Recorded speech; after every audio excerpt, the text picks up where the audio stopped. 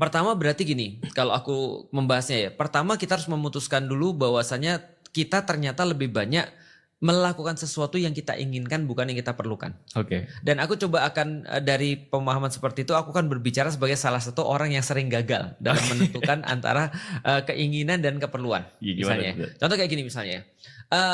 Terkadang aku ketika buat tempat tinggalku misalnya atau buat studio ini, aku tuh memang betul ketika awal tuh aku pengen ideal banget.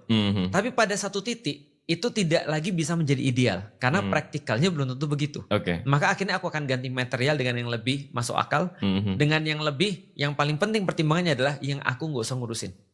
Oh. Ternyata pertimbanganku sebagai orang yang memang punya waktu yang cukup terbatas, ternyata rumah yang paling aku perlukan adalah rumah yang nggak usah aku pikirin.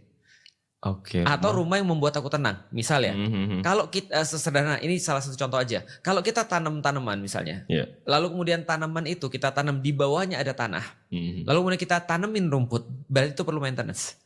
Oke. Dan itu perlu untuk dicabutin terus rumput-rumput ilalang. Dan kalau misalnya hujan terlalu banyak, rumputnya akan busuk.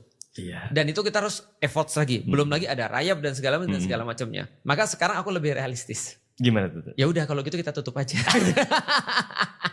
Ya kan itu contohnya, daripada dia ngambil waktuku yang sebenarnya aku tuh buat ini untuk mensupport aku.